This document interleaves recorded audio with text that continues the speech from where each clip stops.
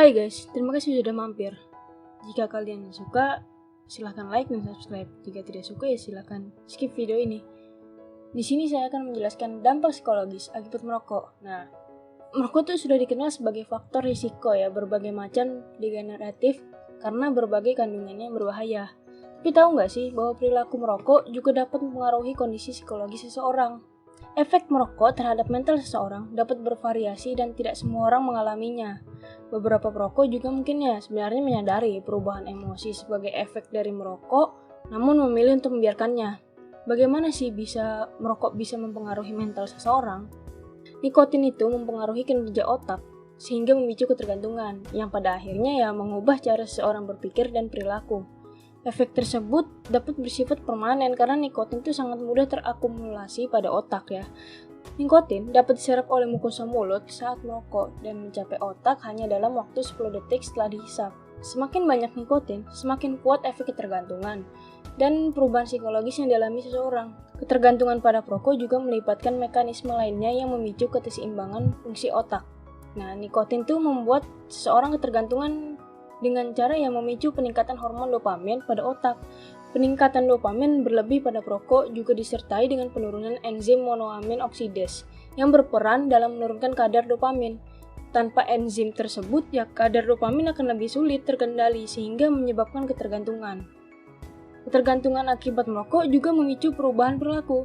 Nah, sebagian besar perokok merasakan efek peningkatan dopamin berlebih sebagai rasa ketenangan, bahagia, atau kesenangan saat merokok. Ini juga menyebabkan seseorang menjadi kesulitan untuk menenangkan pikirannya sendiri jika tidak menghisap rokok. Jika hal itu terjadi ya maka perokok akan mencari dan menggunakan rokoknya tanpa henti. Kalau tanpa disadari juga, perokok juga menjadi lebih agresif dan mudah marah ya saat harus menahan keinginannya untuk merokok. Nah, itu tentu saja akan berpengaruh terhadap kehidupan sosial perokok yang justru membuatnya stres dan memicu perubahan perilaku yang lebih parah. Benar nggak sih, merokok membuat lo lebih tenang? Merokok membuat saya lebih tenang. Nah, itu biasanya anggapan yang dipercayai oleh seorang perokok. Efek ketergantungan dan peningkatan hormon dopamin mungkin membuat seorang lebih tenang dalam waktu sesaat. Namun kalau sudah merokok atau berhenti merokok dalam waktu beberapa jam, ini dapat memicu stres akibat keinginannya untuk merokok. Pada dasarnya rasa stres dan kecemasan saat ingin merokok tidak sebanding dengan rasa tenang saat menghisap rokok. Merokok sendiri juga termasuk strategi pereda stres yang buruk karena ya tidak mendorong seseorang menghadapi masalah dalam kehidupannya. Banyak perokok yang menyadari bahwa dirinya memiliki masalah keuangan, tapi tetap membeli rokok hanya karena ingin menghindari masalah yang dihadapinya. Ya, pada akhirnya perokok akan tetap mengalami stres dan terus merokok. Sebaliknya, suatu studi menunjukkan kalau individu yang berhenti merokok setelah 6 minggu berturut-turut mengalami peningkatan kualitas kehidupan dan lebih merasa bahagia dibanding individu yang tetap merokok. Apa sih gejala depresi pada merokok? Depresi itu termasuk penyakit mental ya, yang sangat dipengaruhi oleh banyak faktor seperti genetik, lingkungan sosial, dan kesehatan. Pada orang-orang yang memang sudah menderita depresi, merokok tuh hanya akan membuat seseorang mengalami gejala depresi yang lebih serius. Meskipun nggak diketahui ya mana yang lebih dahulu antara depresi dan perilaku perokok. Namun individu yang merokok kemungkinan mengalami depresi. Pernah suatu penelitian menunjukkan sekitar 30% perokok dewasa mengalami depresi. Proporsi ini ya jauh lebih tinggi dibanding pada populasi pada umumnya yang hanya dapat terjadi 20% individu dewasa yang mengalami depresi. Kejadian depresi ini juga lebih mungkin dialami oleh perokok perempuan dan pada kelompok usia yang lebih muda. Nah, sebagian besar perokok yang menyadari bahwa ia mengalami depresi juga dia membiarkan kondisi yang dialaminya. Merokok itu membuat seorang merasa depresi lewat beberapa cara. Nah, diantaranya itu ya satu, mood swing. Karena ketergantungan dan merasa lebih tenang saat merokok, ya mood seseorang menjadi lebih baik. Namun, kemudian berubah secara drastis dengan cepat kalau sudah berhenti merokok. Hal ini ya dapat membuat seseorang lebih merasa depresi. Yang kedua adalah perubahan hormon dopamin. Peningkatan hormon dopamin secara tidak terkendali juga dapat membuat otak tidak merespon hormon. Ya, akibatnya seorang perokok juga cenderung tidak merasa bahagia, namun ia akan tetap merokok hanya karena efek ketergantungan. Apa sih yang dapat dilakukan? Menghindari merokok dan melakukan upaya berhenti merokok juga ya secepat mungkin adalah salah satu cara menghindari dampak psikologis yang lebih parah. mengurangi jumlah rokok, mengalihkan perhatian saat merasa cemas, dan mencari bantuan profesional yang tepat jika Anda mengalami depresi. Itu adalah salah satu cara melawan efek ketergantungan. Apakah merokok menyebabkan gangguan kecemasan atau disebut juga anxiety disorder? Tidak ada manfaat positif untuk kesehatan yang datang dari rokok. Selain itu juga, ternyata kandungan nikotin pada rokok berhubungan dengan suasana hati. Tapi bukan berarti nikotin dapat menenangkan pikiran ya. Malahan merokok menyebabkan gangguan kecemasan atau disebut juga anxiety disorder.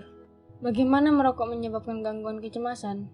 Penelitian dari Columbia University di New York menemukan bahwa merokok dapat mempengaruhi kesehatan mental yang meningkatkan resiko gangguan kecemasan. Merokok menyebabkan gangguan kecemasan terlihat pada remaja yang biasanya itu menghabiskan 1 bungkus rokok sehari.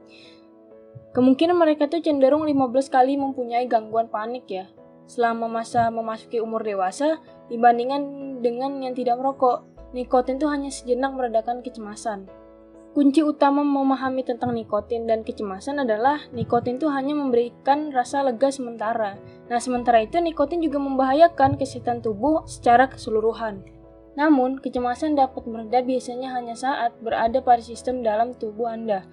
Artinya itu ya, kecemasan akan kembali dan tidak menjadi lebih baik seperti halnya saat sebelum merokok. Merokok itu kebiasaan yang membahayakan dan mahal, khususnya untuk orang yang mengidap gangguan kecemasan umum.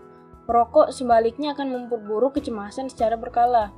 Sebagian orang berpikir ya bahwa merokok dapat membantu menghilangkan rasa cemas meski bersifat sementara, padahal merokok malah akan membuat rasa cemas lebih parah di kemudian hari hingga dapat berdampak pada kesehatan mental. Mungkin Anda sebenarnya juga sudah mengerti bahwa merokok bukan solusi untuk menyelesaikan sebuah masalah.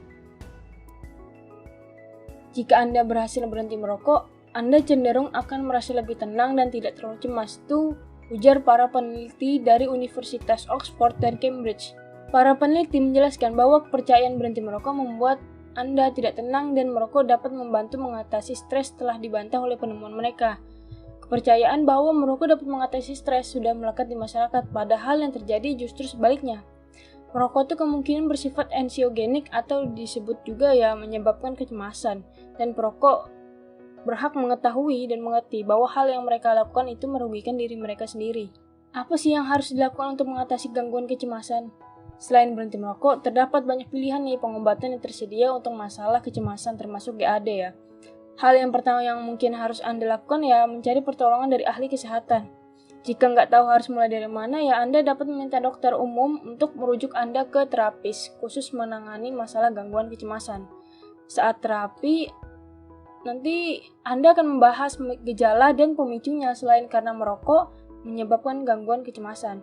Lalu mencari solusi untuk masalah ini. Nah, mulai dari perilaku kognitif hingga terapi dialektik. Terdapat banyak metode yang tersedia dalam beberapa kasus. Dokter akan merekomendasikan obat anti kecemasan untuk membantu mengelola rasa cemas dan stres setiap hari. Sebagian orang menjalani pengobatan hanya sebagai solusi sementara. Nah, namun orang lain mungkin terus menjalani pengobatan hingga berbulan-bulan bahkan bertahun-tahun sambil terus mengikuti terapi. Keputusan ini ya bisa ditentukan oleh Anda dan dokter, tergantung kondisi kesehatan Anda. Terima kasih sudah menonton. Maaf jika ada salah kata. Sampai jumpa di video selanjutnya. Terima kasih.